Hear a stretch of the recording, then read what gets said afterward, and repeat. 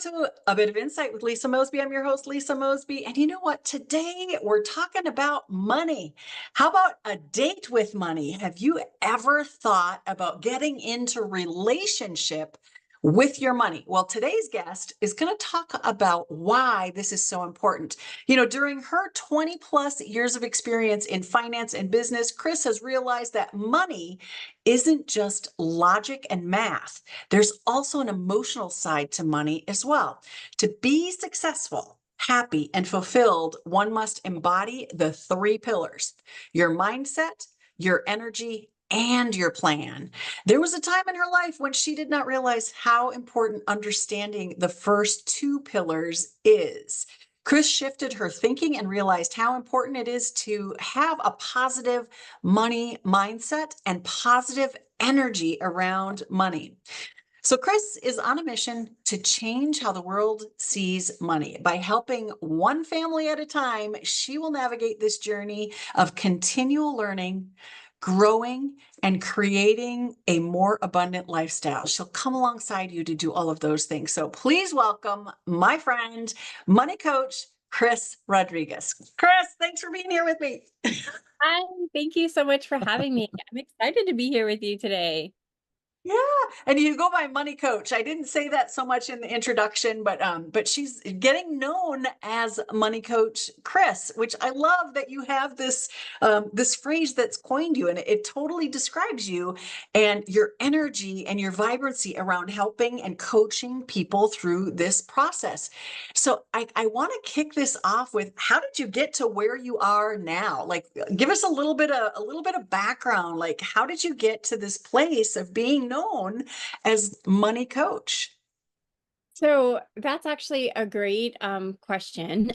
So it started with Money Coach Kris started because um last year I was actually going or started the process of going through another divorce. It would have been my second divorce.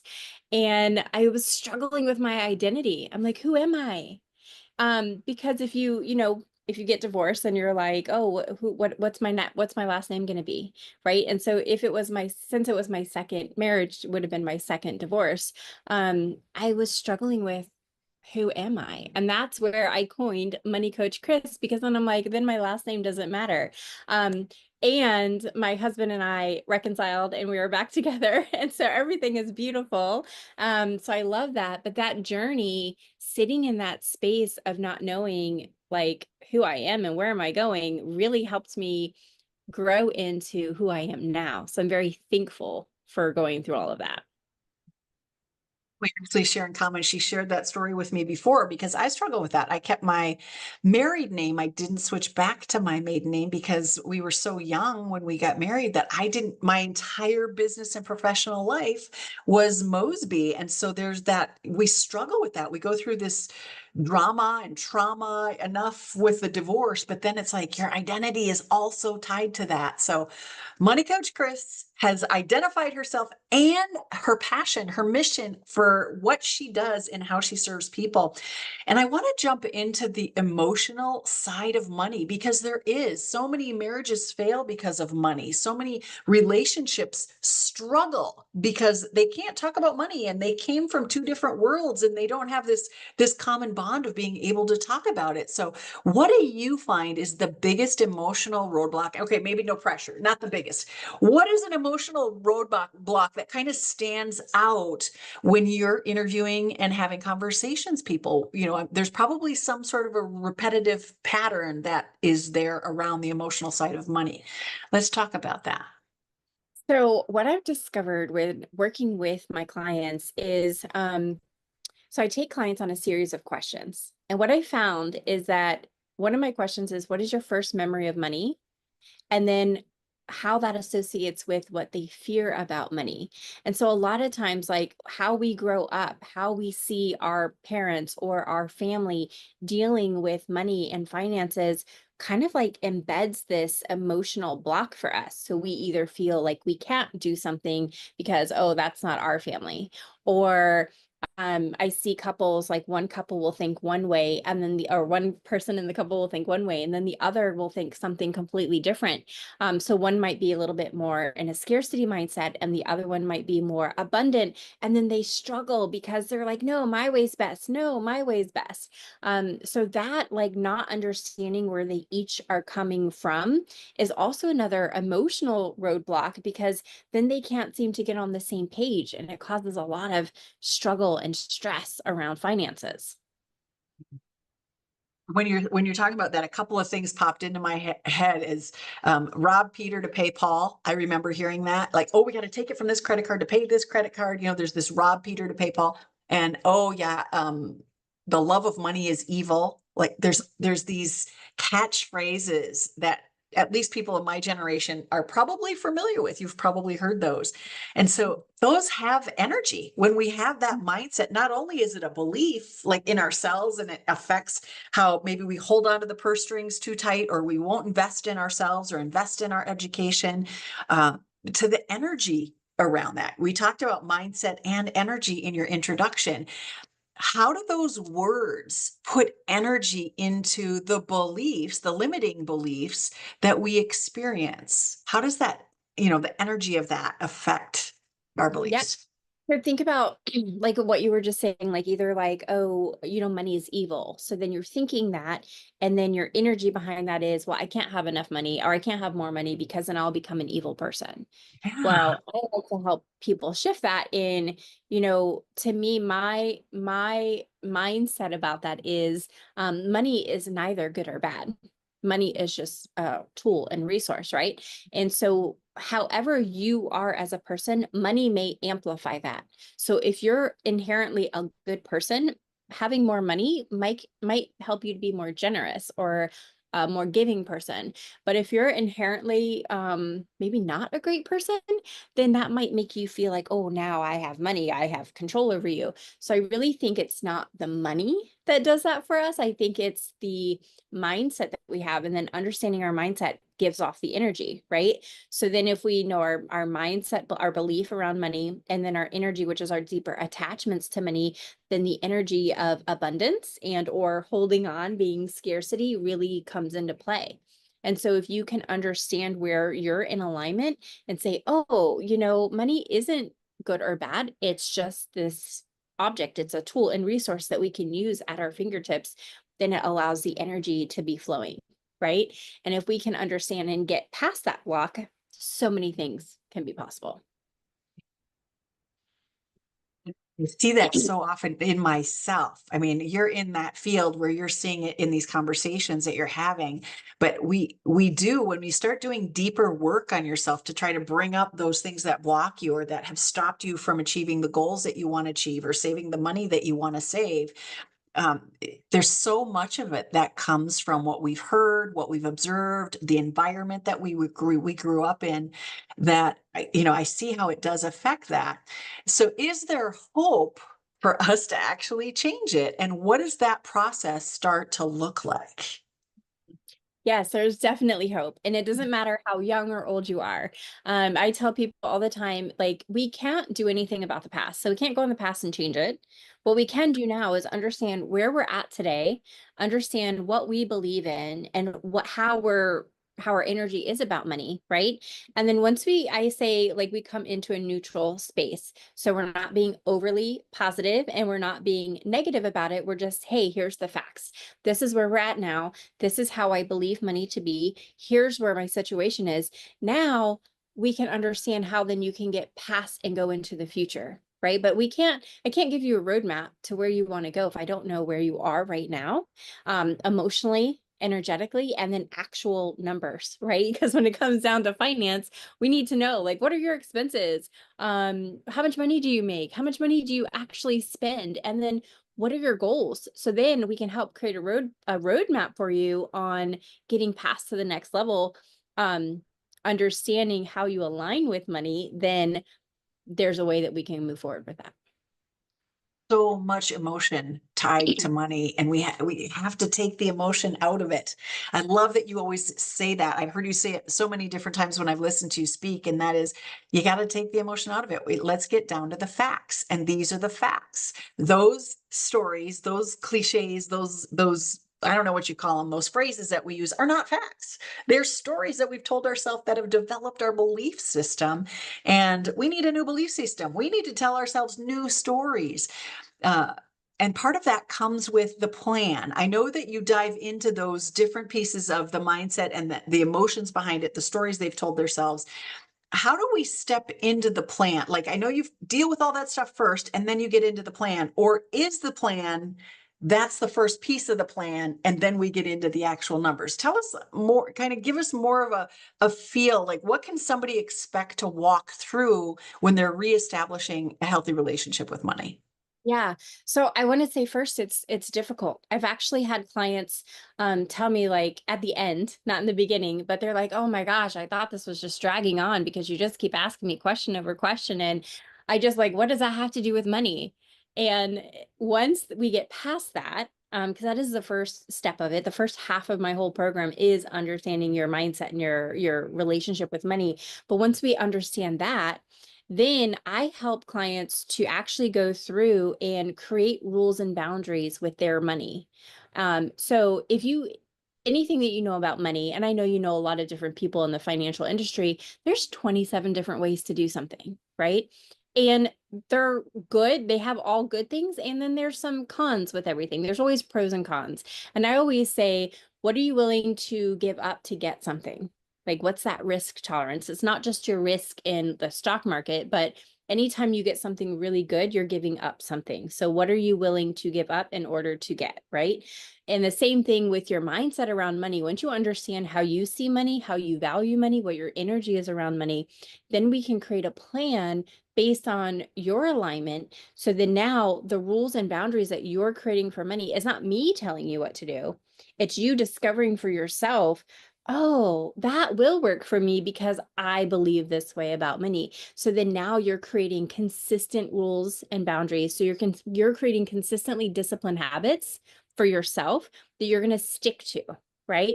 And going back to neutral, I help my couples also be able to have healthy communication around money. So this is where the dating your money comes into play. So not like having a financial meeting, like, hey, that's boring. Like, oh, I have to talk about finances with my spouse. Like, who wants to do that? Nobody. It's not fun. Not even my husband. He hates it. But now we're dating our money. So we're setting aside a date night, right? And we're going over, I have an agenda so that people that are like, I don't even know what to talk about, I have it created for you. I have a whole process. Talk about these things. And so it's outlined for you. It's easy. And then you're keeping to your front of your mind, like, what are your goals for the year? What are you focusing on? And what are your rules and boundaries for money? And then guess what? When you're in your date night with your money and you guys have to make a decision, you guys aren't fighting with each other. You're saying, oh, we need to make a decision here. Oh, what do our rules say? Our rules say this. Oh, here's what we do then, right? But if you're not creating those rules and boundaries, then it's, the person that's more abundant struggling with the person that might be more in a scarcity mindset, and you're not agreeing, and then you can't go forward. But if you can agree from a neutral place and then create this information for you, then it's all set. You don't have to struggle or fight about it. Each person in the couple, they each have their own, like they do it themselves and then they come together and compare notes and try to create a master list? Is that how you do it? So we work together. So every couple's going to be different, right? So, Yeah. but they're doing it together, and they might not agree on something, and that's okay, because then what you're going to do is this person is going to agree to this set of rules, and this person's going to agree to this set of rules. The challenge might be then when you're coming together for a family rule, right? Or a whole couple rule. How do we navigate that? And then that's where I come in to kind of help with that situation. But for the most part, a lot of couples will have like joint money and then separate money. And that's one Mhm. thing, being married for the second time. That is one thing that I highly recommend, is that couples have joint money to pay the bills and stuff, but you also get some spending money that you each get to not have to report back to. So you can call it your monthly spending allowance, or your walking around money, or whatever. Just, this is the amount of money I can do whatever I want for the month without the other person's approval. Right. And that also helps alleviate stress, because then you don't have to ask if, hey, can I go out and, get this lunch with my friend, or, get my nails done, or do whatever, because it's already tied to all of your rules. Yeah. And there's nothing wrong with that. It's because, we don't have to discuss every single cent and where it goes, because that creates its own form of stress. Oh, you spend more than I spend. Well, wait a minute, but I'm taking care of the house and the groceries and filling up the car every week, or I'm over here and I pay the landscaper and I pay and it's like, yeah, it looks like I'm writing more checks or I'm charging more things, but they're for the house. Those are joint things. So being able to create these buckets completely makes sense when we take the stress out of it. This is our stuff together. And what you do over here and what you do over here with your fun money, I don't need to know about it. I mean, you'll see it if I'm wearing a new dress, or I got a new hairstyle, or, got my nails done. That can come out of my fun money. I love that idea. And we don't teach this. We do not teach this in school. Like, how are we supposed to come together as adults in relationship and understand another person who was raised in a different environment? Maybe their mom and dad had separate money. My mom and dad never had separate money. It was all one account. And so it's very different when you're with somebody to get on the same page. And I think you're making changes to the world with the course that you've been talking about and bringing that into the schools. Tell us how you do this, and you start with the young people. Mhm. So I'm actually working right now. So my sister is a fifth grade teacher. And so she created a curriculum for her class, and the kids all get a job, a career, and then they get paid a salary, and then they have to pay certain bills. So I helped her create a digital way that they can keep track of their money and pay their monthly bills, and they get to have some money for fun. And then I've been coming in once a quarter and then talking to the students. So these are fifth graders. So we started out with, what even is money? Where did it come from? And this was so fun for me because the questions were amazing. It was like, well, when did it get discovered? Who created money? And we found that money came into formation in the 14th century as like these little metal coins, right? And I talk about too a lot of times, like, everything is made up, right? And there are no rules. So I say this to the kids. I'm like, well, this came from here. It was made up in the 1400s. And before that, we traded. So we're always talking about like how money came to be, so that they can see it. And we talk about, like, I had different denominations, including credit cards and including like all the ways that we can spend money. And then we get into, right now, we're starting to talk about creating rules for money. So even as fifth graders, because they might get money through birthdays or Christmases, or maybe they get an allowance, maybe they don't, maybe they help a neighbor and they get money, or, whatever that comes. But we already started talking about any money that they get, how much are they going to save? How much are they going to spend? And then also, how much are they going to give? So I talk about that a lot with the kids, and I'm loving being able to speak to them. And after this year, my sister and I, working together, will create something that we can bring to schools. There is a lot of financial education out there for kids, a lot of like the how-tos, but I'm starting again with the relationship of money and understanding that money has no power over us. Right? Money is just a tool and resource. And how can we use this money to help our opportunities in life, instead of like, oh, I need to do this and this and this. We don't need to do anything. We get to do everything. There's such a disconnect. I've noticed that even with the youth in my life, they use Cash App or Venmo or other apps, and they never actually touch money. They never actually, like when I was showing them dimes, nickels, and quarters, they didn't know what they were, Mhm. which I was shocked, because I started babysitting at such a young age. And I remember getting 50-cent pieces, or silver dollars were a big deal. In fact, I saved some of them, and I have a pile of them in my jewelry box, because we just don't see that very much anymore. And so the youth of today, everything is electronic. So it's just a transaction, and we're disconnected from money, but which is good in that we don't have an emotional tie to it and how much money I have in my pocket. And it's bad because we don't really value it. Like we don't, or we value the youth today, maybe value it differently. Oh, well, we'll just pay with Cash App, but there's no money left in there. How do you pay with Cash App? How are you seeing that show up with the younger generation right now? Yeah, they definitely have a disconnect with the emotional side of money. But then there's also with these young kids too, so much influence of being a celebrity or being a big sports person or being a YouTube famous person, which is great. And having different ideas about like you don't have to make a lot of money to have a good life. So also helping kids understand that, yes, you can do anything that you want to do. And yes, if you want to have millions of dollars, great, go create that. But the value of money and understanding that you don't have to have millions of dollars in order to be happy, right? So I'm trying to teach everyone. This is like my mission is to change how the world sees money because I don't want to, I want to create a world that money doesn't equal power, but money equals opportunities, right? And the way that we can create our opportunities and create a life that we want to live based off of the resources that we currently have. And if we need more resources, how can we create more resources? So I'm seeing that in the younger kids, how that is a huge disconnect. So that's why I'm excited to be able to talk to kids that young and coming up with some other things too, Lisa, to help even younger kids through storytelling. So that will be coming out later this year. There's a book. What she's saying, guys, is there's a book. The generational differences from when we were kids and had money and how we got paid in cash to the electronic transactions.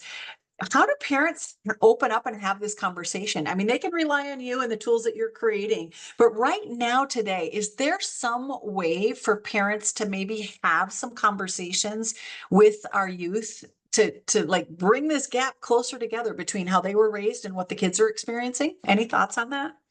Yeah, just talk to your kids. Like a lot of times, and Well, that seems easy. right? So I want to share this with you, and this is how this all started. So I'm crediting my son. When he was 16, he started asking me more questions. Now, he was with me all the time because he was just always with me. So he would hear me talking to clients about the stock market or investing or things like that. And he would ask a lot of questions. And at a very early age, he started saving 30% of his allowance. Now he got $10 a week. And so he'd save $3 a week. And then we'd put that into ETFs and things like that. But he would ask me a lot of questions. And one day when he was 16, he asked me how much money I made. And I said, well, I'm not going to tell you that. Like, why would you ask me that question? And he's like, well, why? Why won't you tell me? And I said, well, I don't know, because that's what I was taught. I was taught that you don't say that. You don't talk about how much money you make, especially in a blended family, right? You don't tell people what you have. And then he said to me this most important thing, and this is where everything changed for me. He said to me, well, Mom, like, if I don't know all the facts, how am I supposed to know exactly what to do? And I was like, okay, I got you. So I'm like, you know what? Okay, well, this is how much money I make. And keep in mind, I own a business. So this is the revenue that I bring in, and then my expenses are this much. So since that moment, he's going to be turning 20 this month. So over the last, several years, we've been talking about that. And then actually like opening up. So my biggest thing to parents for young kids is to actually talk about money. Now I understand, and it's a balancing act, if you will, but I'm not saying that you have to tell your kids exactly how much you make or exactly how much money that you have, but be open to saying, hey, this is the range that we're at, and this is how much our household costs and expenses, but being very open about that. And also teaching the kids that money, like personal money, like you don't want to sit there and go tell all your friends all the money that you have, right? But it's okay to talk about like, hey, this is what I've experienced in my life, and this is how much it cost. And I was also very mindful when my kids were younger, because they would ask for like, hey, can we go do this? Can we go do that? And then I would say, no, we can't do that, because I made some poor decisions earlier in my life. And so now I have to pay for those. Right. So I'd be careful to say things like that, because our kids are going to learn from us. So have parents share the things that they messed up in, have parents share successes that they've had. And it's okay for parents to say, hey, we're starting this path right now. We didn't know enough then, and now we're learning. So in my course that I'm doing, I'm teaching that. Because ideally, I want to really impact our kids, because then they can grow up and really be the change that we want to see. And I know my mission will take decades to actually come to fruition. But even in my book series that I'm going to be have coming out the end of this year, I include a workbook for parents to help parents really understand how to talk about money with their kids. Because what I've also realized, especially working with my sister's fifth grade students, is that the kids only know from what their parents know. And so I want the parents to be included in learning about money with their kids. And because we're in a different world, money's different today than it was when we were kids too, like you just said. Yeah, it really is. And one of the things that you had touched on earlier is you said something about abundant versus scarcity mindset, abundant versus scarcity mindset. And I think having these conversations with kids, sometimes we go, oh no, honey, we can't afford it. And that's very much a scarcity. I remember hearing that all the time. And you don't think there's any harm being done by that, because well, we don't have the money right now. It's not a big deal. We'll go to the beach next year, or we'll go to the beach, in a couple of months, or, you know what, maybe you'll get those shoes at Christmas or for your birthday rather than right now. But we flippantly say, we can't afford that. And the kids start to hear that, and they start to develop this scarcity mindset. How do we avoid that and make sure not to be bragful or boastful about how much money we have and telling them a number and all of those things, where they think they're rich and there's an unlimited source and we just go pick it from the money tree in the backyard? But how do we create a balance between this abundant and scarcity mindset with kids today?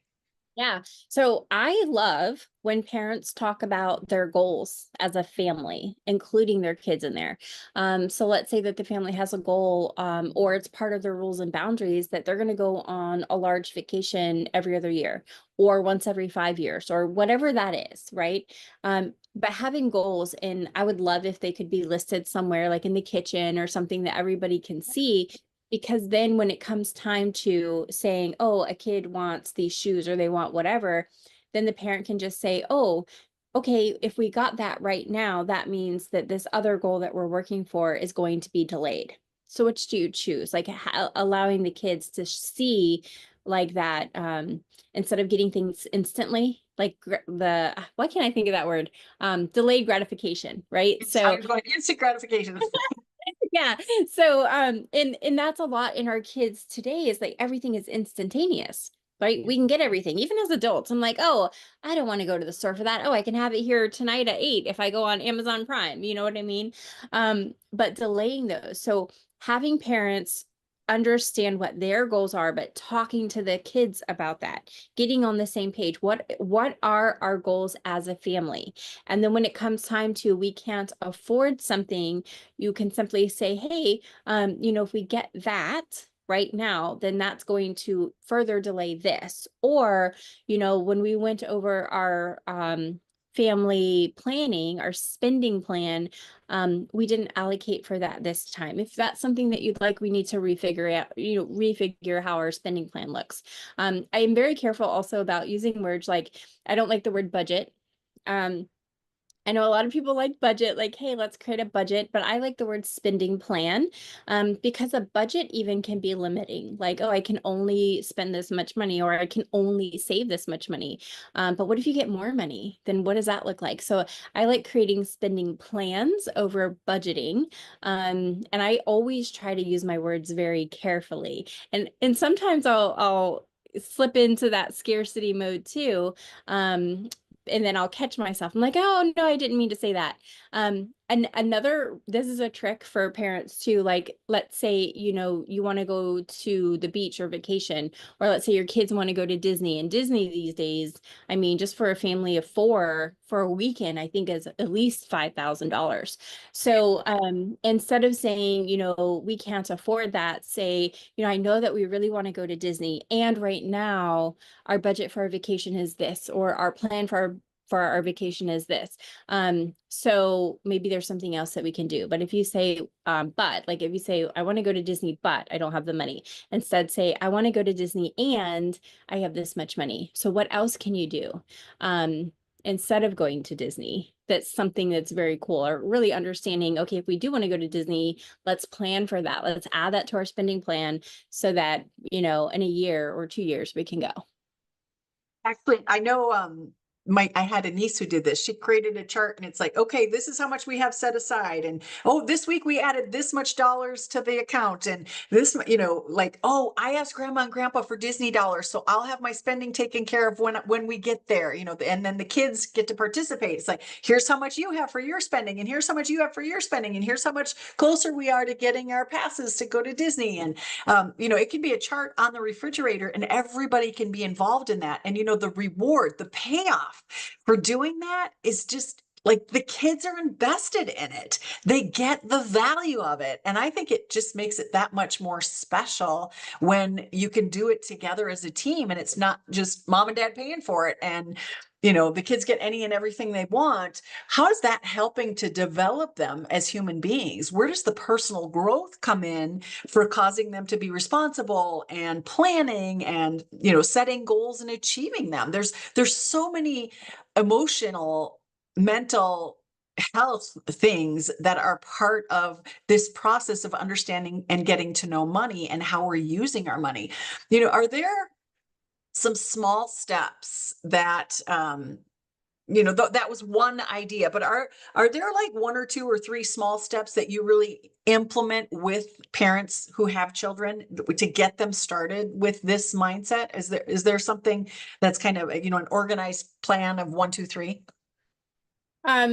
So when you're starting to teach the children, the first thing is to talk about money, have them be part of your money date night, if you will. And include them, maybe not in everything, but in some of the things. And just like you were mentioning, like, hey, we have this goal, we want to go to Disney or whatever vacation you want to go to. The biggest things with kids, the thing I see that kids want the most is either go and hang out with their friends or Chipotle, Chick-fil-A, like all the food. They don't want you to, right? So they always want to go out with their friends or get the Starbucks or get whatever it is. So if you can say, hey, if we spent this much money, if we did go out and we did this thing, then that's going to come away from our goal, our budget over here. But really getting the kids understanding what money looks like. Depending on how old the kids are, the other thing I do is if the parents are funding, let's say that they have to give the kids lunch money or they're in an activity and they have to pay for that and they have to pay for the equipment that goes in that activity, things that the kids have to pay monthly. One thing that a parent can do is pay an allowance to the kid. Now, there's people who say, oh, but I don't want to give my kids an allowance because they should just be doing everything. And I'm not saying to give them an allowance for being part of the family, but just give them an allowance that's going to allow them to pay for all the things that you're already paying for them. And what this does is the kid's going to get the allowance. Now, this is more ideal depending on the maturity of your kid, somewhere between age 12 and up. Right. But it can even be done a little bit younger for like things that, like, if the parents is already spending $20 a week or a month on, like, going to Walmart and picking up a Hot Wheel or picking up a Barbie or whatever, giving a kid an allowance of what you already spend so that they are responsible for paying for these things. Right. And then that way they understand, because if it's coming out of their pocket, usually they spend less, they're more aware. So as early as they are able to understand money. So I have a nephew who's 7 and I have a niece that's 7. They're twins. My nephew is very, he doesn't like to spend his money. right? And so he'll say, "Oh, can you get me that?" But if he has to spend it, he won't get it. Does that make sense? So if Yeah. you're, yeah. So one thing I like to do with parents is if they're already spending money on their kids, give that to the kids as an allowance, but then make the kid pay for the things. And then what's ever left over, maybe they get to keep. And then they can invest it. They can buy something, whatever they want to do with that. But it allows the kids to start having the responsibility of having to pay for things. Yeah.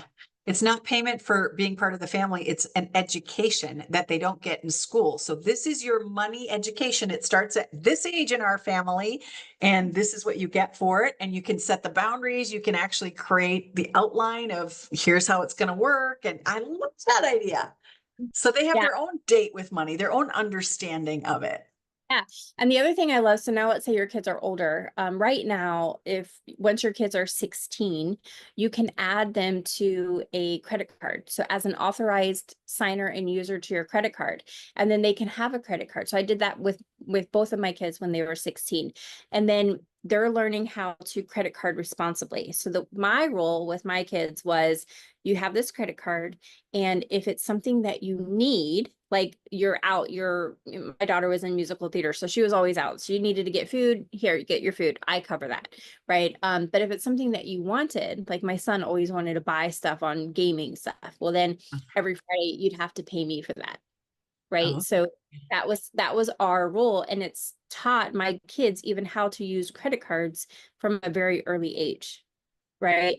And then as they grow, then you kind of let go of the reins so that they feel good and responsible, that now that they understand how credit card works, they understand how to pay bills, they understand the responsibility of money. But if we just let them go off and never teach them that, then that's where the dangers can come into play. you see kids getting out of high school, out of college, and they have these ginormous credit card bills, and it wasn't all being used for school. It was used for a lot of other things.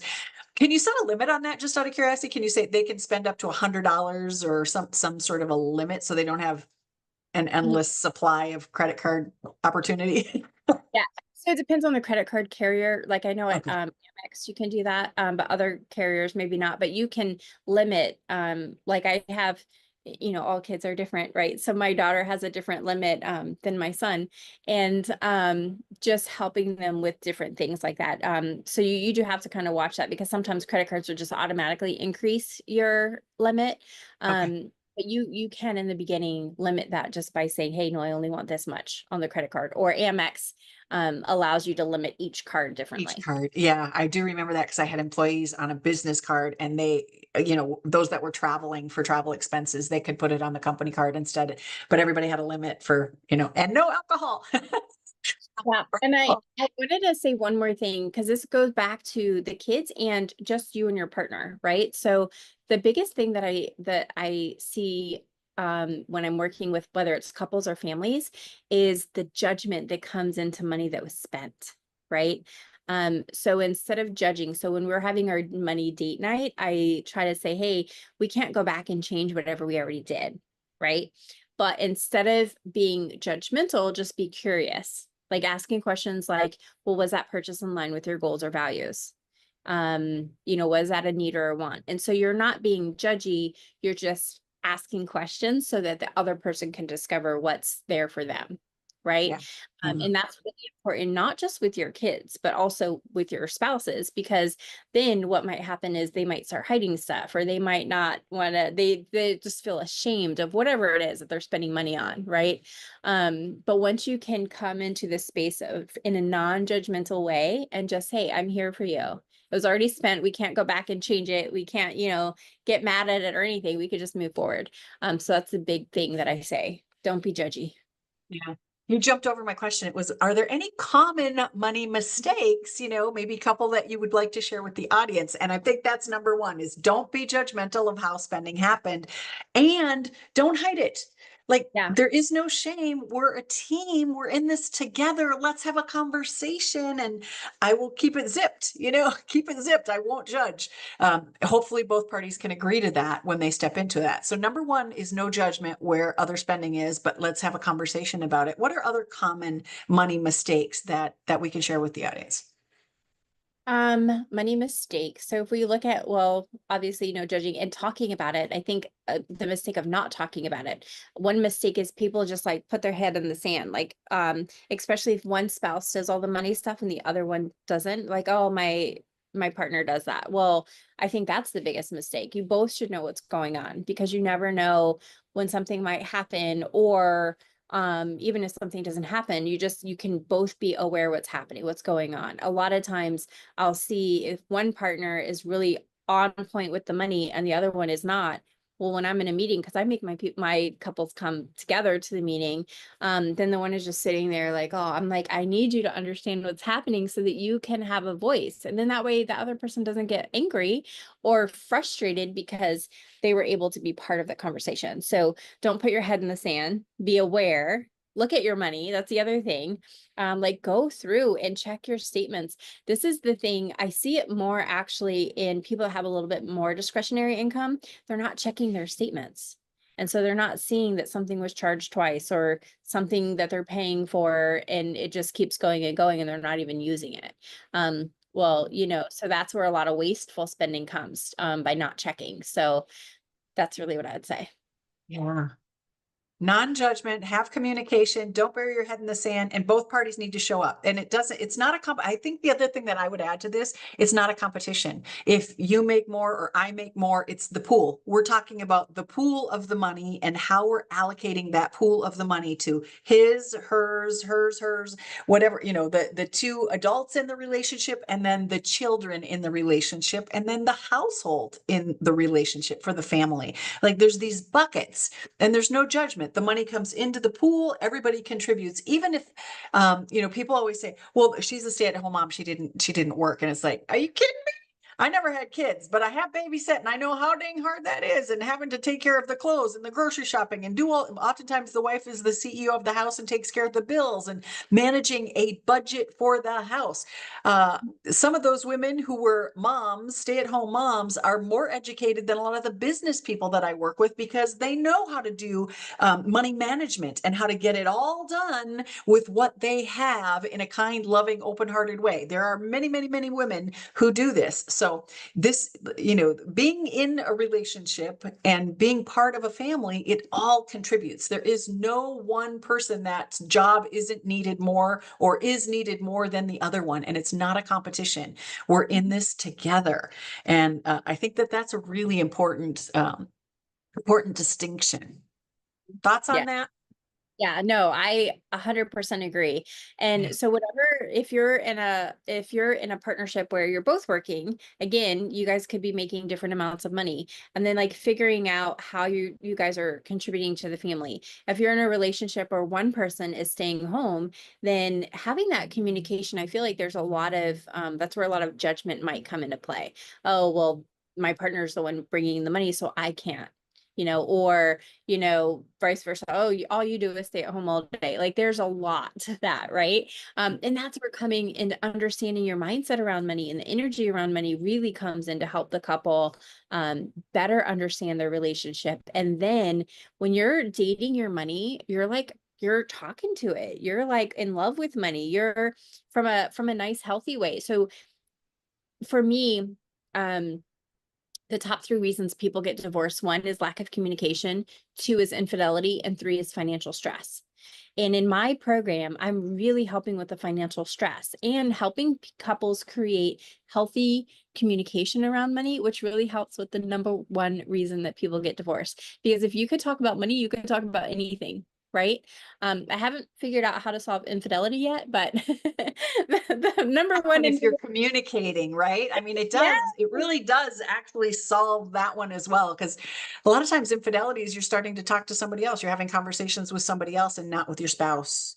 yeah. It doesn't just say, oh, we're gonna, jump in bed together. It doesn't, that's not where it starts. That's not where infidelity starts. Infidelity starts with when you break down communication within the relationship. So what you're talking about really is addressing all three of those issues.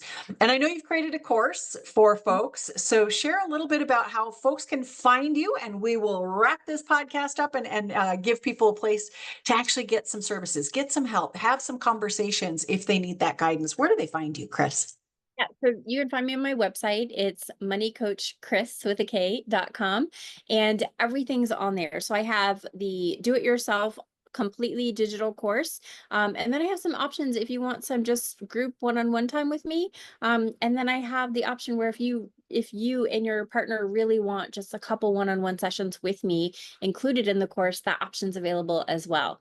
And I make it fun. I'm not a boring money person. I try to make money super fun, super relatable, and the course is set up that way too. So the online digital course, I have videos explaining everything, and I'm a super cool person. So if anybody has any questions, just reach out to me. She is. She's not kidding you. She does make it fun. She works with kids. It has to be entertaining and engaging and fun. So that's why this lady talks my language. And I am so excited to be able to support her in her mission because it's in alignment with mine. And that is that every woman needs to have her own money. You need to find a way to have your own money because things happen. I found myself in my 50s, 52 years old, starting over without my own money. So if there's a way for us to support you on this, that's our mission. Get in touch with either one of us, and we will make sure that we have a conversation with you to find where do you need to be going, what direction do you need to be headed in, and we'll get you the resources that you need to put that all together. Kris, thanks so much for your time today. This was just so valuable, and I love your perspective on things and how open you are about this conversation with folks. Thank you. Thank you for having me. My pleasure. Hey, if you need any help expanding your brand online, I do love to work with entrepreneurs and make sure that you get seen and heard online. So go over to lisamosbey.com and book 30 minutes with me, and we'll have a conversation about you and your business. And then for the rest of you, come on back next week. We have more stuff where this came from. And I can't wait for you to meet next week's guests. We have some extraordinary guests in the next 3 months. And I every week it's getting more and more exciting. So please come on back.